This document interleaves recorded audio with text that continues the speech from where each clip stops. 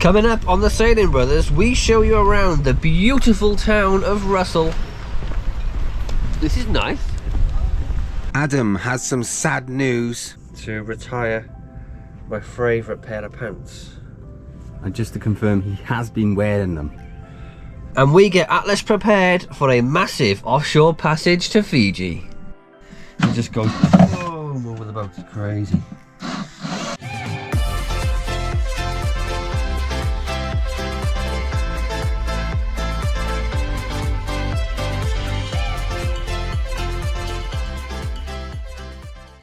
Since the last episode, we've moved around to the town of Russel. Is it called Russel? Yep. And that's we're going to show you around today. But Adam's got some very, very sad news today. The time has come to retire my favourite pair of pants.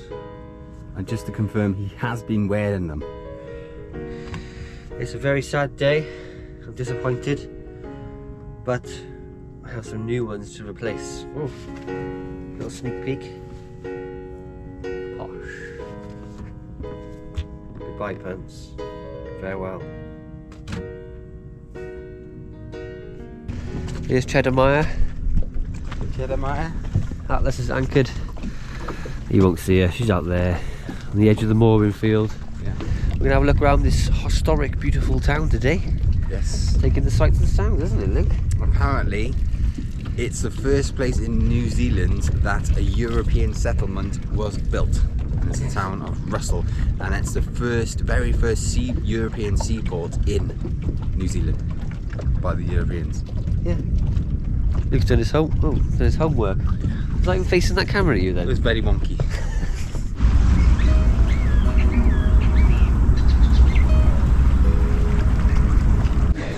This is basically the main street of Russel. It's so small, it's unbelievable. Oh, Adam's found a... What is he doing? Phone box that works. Works? It works. This is it. It's a very, very small little... I don't know if you could even call it a town, to be honest. It's very small.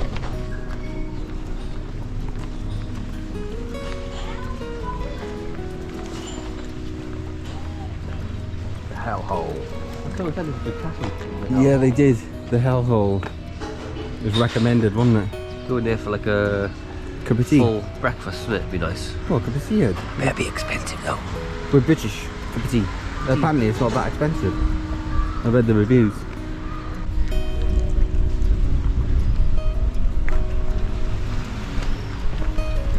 This is nice. Lovely.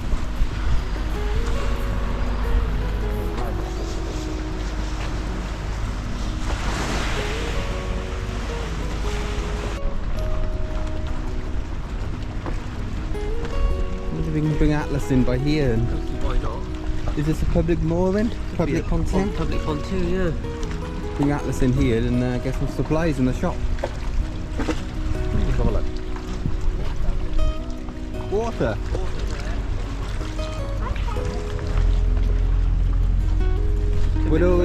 Every time we come to a new place, we're looking for diesel, petrol, water, and beer and food. Beer, then food. Well, that right, haven't you? Ferry. Yeah, to the other side.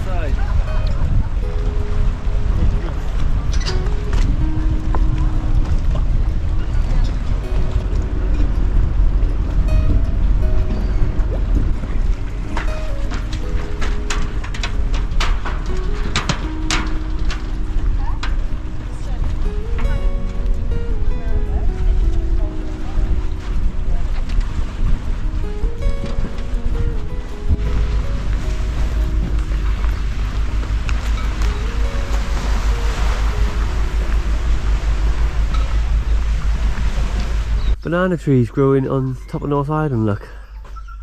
How? Very first flagpole of European settlers that came here. Very cool. Oh, this is the Bay of Islands. Beautiful. We were actually here, what, about 5 months ago, wasn't it? Yeah, we came here with Phil and Cheryl. The cheese people who helped us make cheese, made cheese in their house. They brought us here in their car to look over the town of Russel, and they said when you sail around New Zealand and you come back up this way, come back here to the town of Russel. Look at that. Beautiful.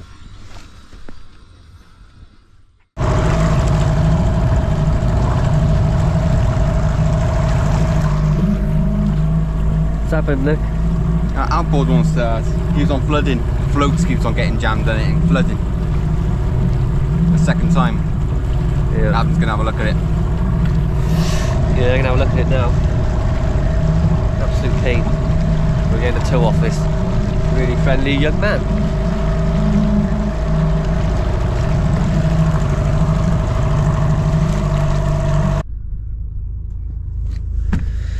So I've had this carburettor off, and I couldn't really see anything wrong with it. I know that the carburettor kept filling with fuel and kept overflowing, choking the engine. I took it apart, I cleaned it all out and put it back together. It was running okay for about 5 minutes, and then it started overflowing again. So I had a good look online, and it says the float needle valve can get stuck, which causes, if it gets stuck or get any debris in it, it causes fuel to just fill the carburettor and overflow it. So what I ended up doing is removing the carb for the umpteenth time, removing the float bowl and removing the float valve needle, and inside there it wasn't seated properly. I think there was a bit of dirt in there from a bit of dirty fuel. Cleaned it all up, put it all back together, and since then it's been working absolutely fine. Touch wood, there's no wood to touch on here. It's been working just fine. So fingers crossed it'll continue to work. More than all, today, I always say the same thing, don't I? This morning, there you go, this morning, we're going to be doing lots of things today, go back to today. As you know, we're going to be leaving New Zealand soon for Fiji, and there's lots of things we need to get done to this boat, mainly maintenance and checks and things. Mayhem has ensued. As usual, take everything out of there and just go boom over the boat. It's crazy. We're actually removing our lee cloths. These, we used them a couple of times, but we found them no good for us because we got the sea bunks come out of there. They're more comfortable. Yeah, so we're just going to remove them, get rid of them. There's no point in having them anymore. Oh, there's two on there. Done the inventory of food. This is the food. If you want to pause the video, you can have a look. We've got to get a few more bits and pieces. Corned beef is the winner, definitely. Pasta lunches, very close. Tuna, I thought we had no tuna, we got loads. Fruit, we got loads of tins of fruit. Veg, probably get some more peas and carrots. They don't do tinned potatoes in New Zealand. They do. I haven't seen them. I've seen potatoes, yeah. No tin carrots. I don't know what I can see. But peas, they do peas. Phil.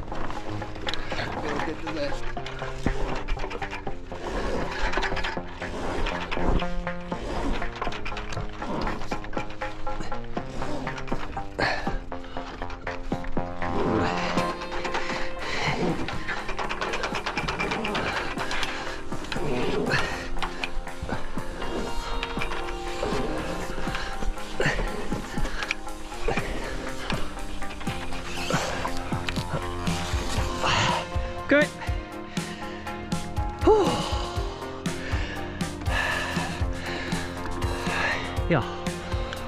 Yeah, that's okay.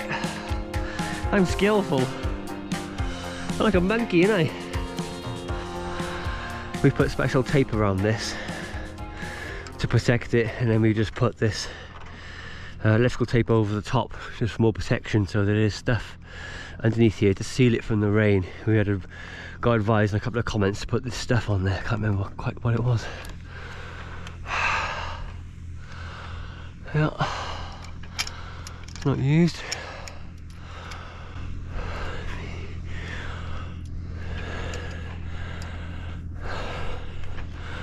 A quick look up the top.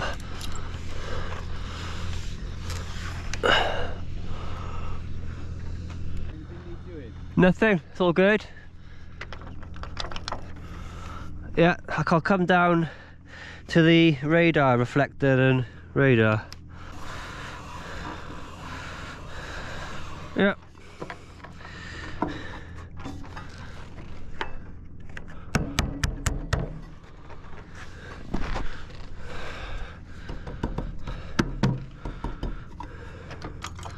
Wheels are good, ropes are good, all good up here. Check out, checkmate. Greasing time. Hadn't put grease absolutely everywhere. Not going too mad. No, if you want to do a proper job, you'd dismantle it and grease it and really put it back together, wouldn't you? Yeah.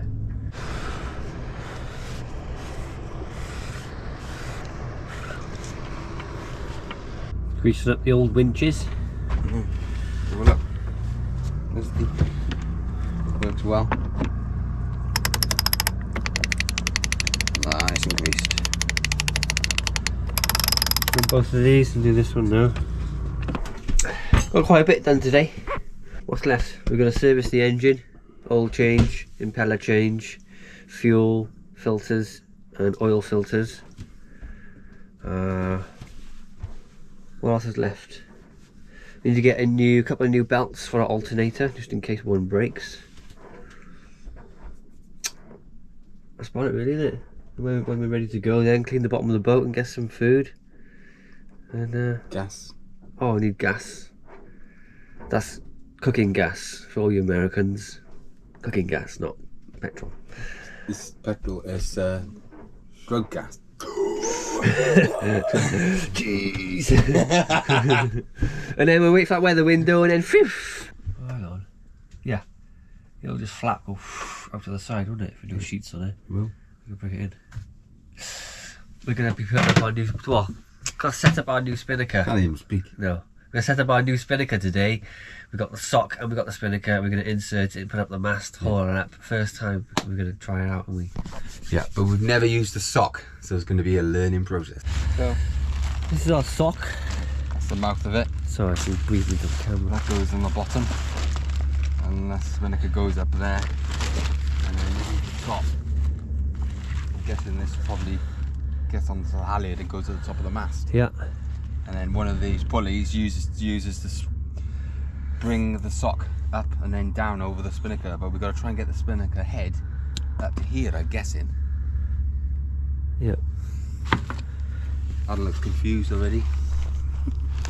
No, this is all out, we'll go. We've got the sock up.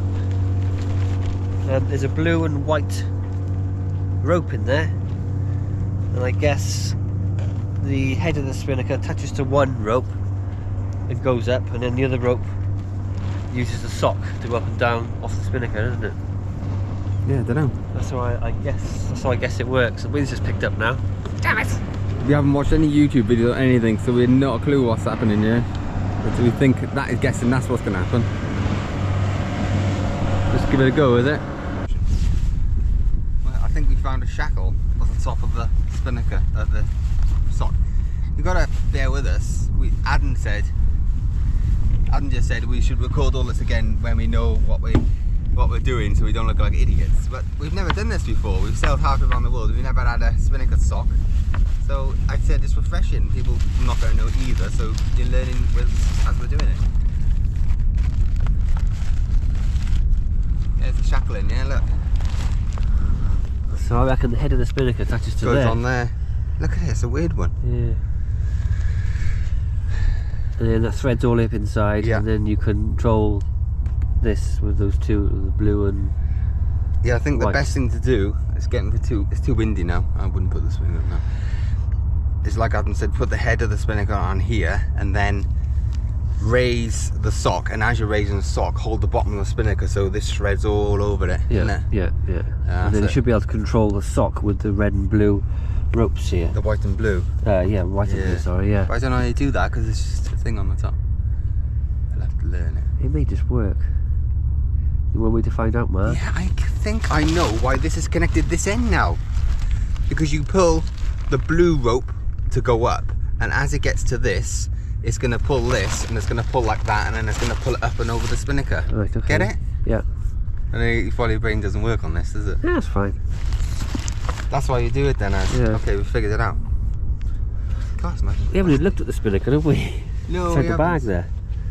Scared of it. We get a first sneaky peek.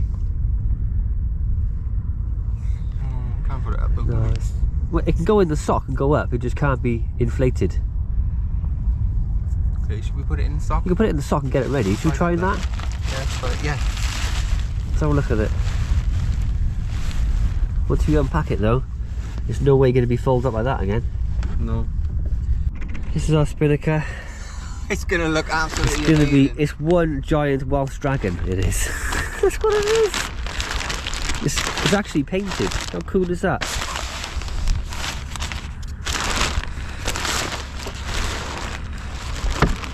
Right, I'll unpack it and see where the head is. We found the head, we believe. Definitely the head, that is, isn't it? Definitely. Put that on there.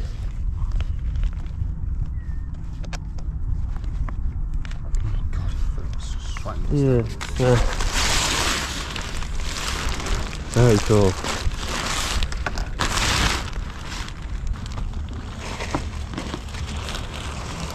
Yeah, let's pull it down. Do that. There, yeah. This is so exciting.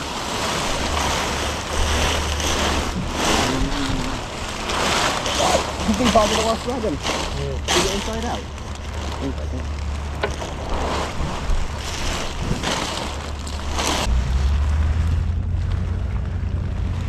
Okay.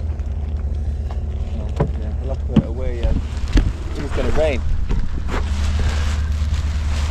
So yeah, I think we worked it out now, and we, Like a big sausage. as you say, when we put it the first time, it may be tangled up. Yeah. It may have to be untangled and then put the sock brought back down. Yeah. Okay. I think we've got to get it down though, because we've got rain coming in and it's windy. So it's the day after yesterday. We got our spinnaker kind of nearly up. We were just having a good play with it here in the bay in Opua. And this is the next morning, and things have changed drastically because it looks like we've got, I wouldn't say a perfect weather window, but a pretty good weather window to head all the way up to Fiji. So we're going to have a little chat about it. We're going to go through the pilot charts and yeah, and just... Yeah, we're going to show you. We're going to have a little chat about it. Don't want to make it too informal. Oh, it's very posh. It's a meeting, okay? Meeting.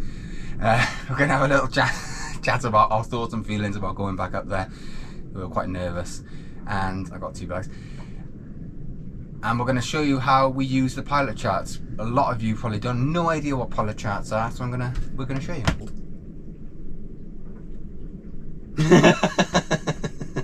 Come on, Ad, speak. So, is this too for me? No.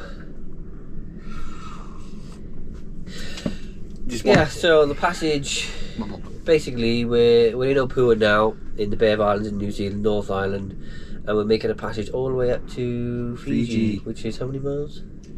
1,200 miles basically. 1,200 miles to our north. And we've heard loads of horror stories, haven't we? Yeah. People have said, oh, God.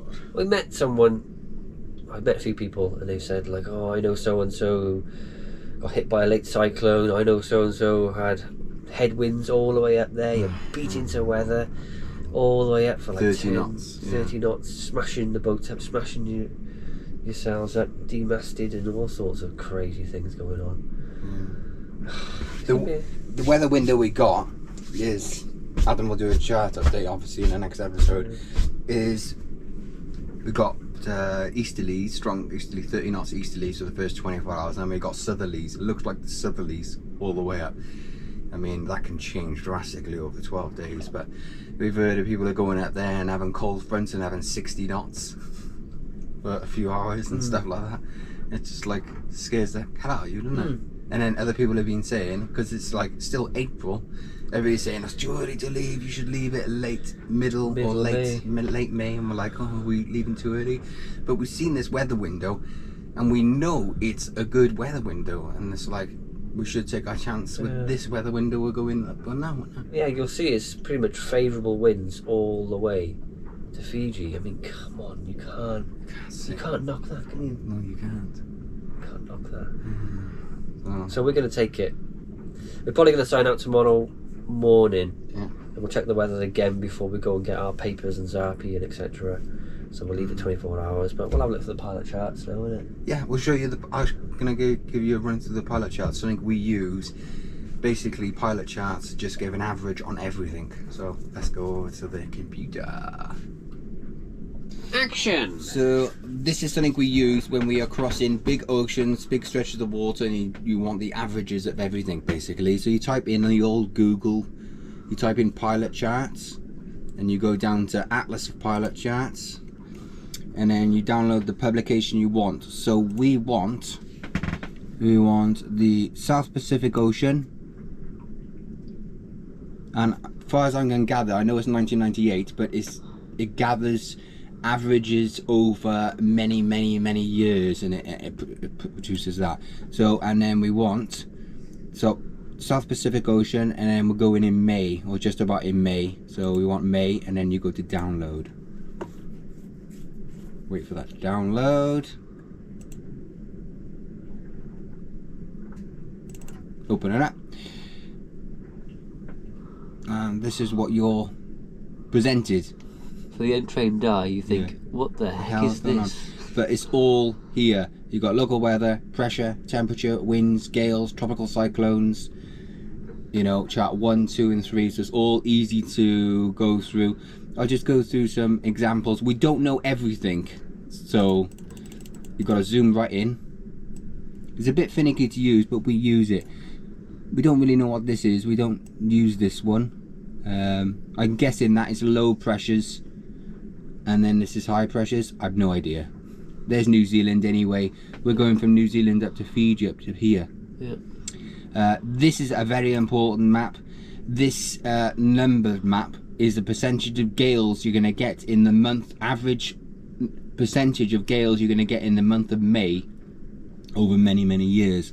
So we're going from here, so it's in the month of May is a 4% chance, and as you get higher it's the 2%, and then as you get near Fiji here, you got 1% there, 0%. So there's a 0% chance of having a gale around Fiji on the way up. So that looks good. As you look down here, you've got high numbers down here because you've got the roaring 40s, the furious 50s and the screaming 60s.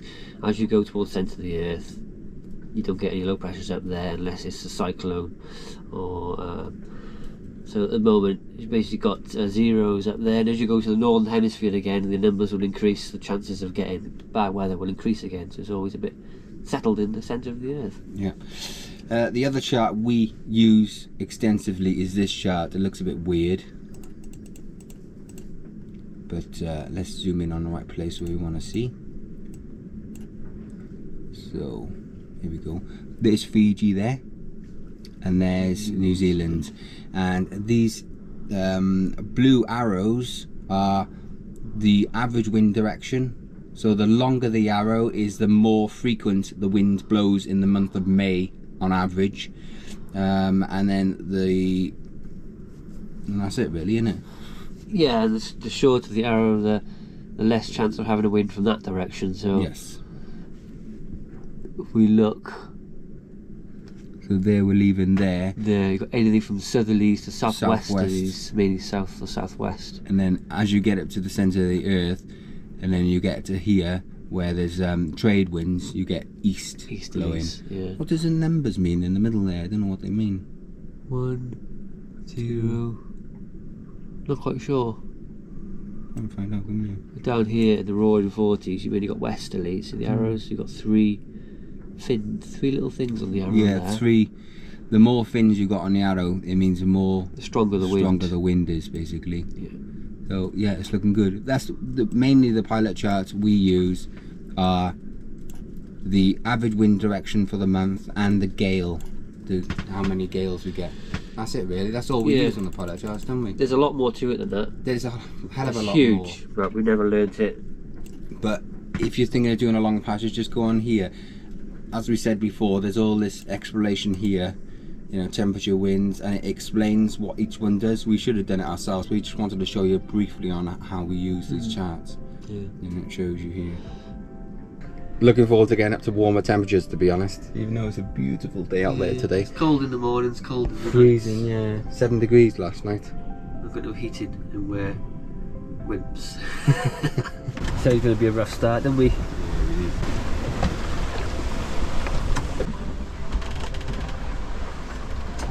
If you enjoyed this week's episode, please don't forget to give us a like, get that like button, and take him out for a nice dinner somewhere. You will really appreciate a delicious dinner. And thank you so much. Don't forget to share and subscribe if you enjoy the videos. And as always, if you enjoy our content, enjoy our craziness and just what we do, we have a laugh, we have a sail, take the patron out for a nice movie. Join the patron. Don't know.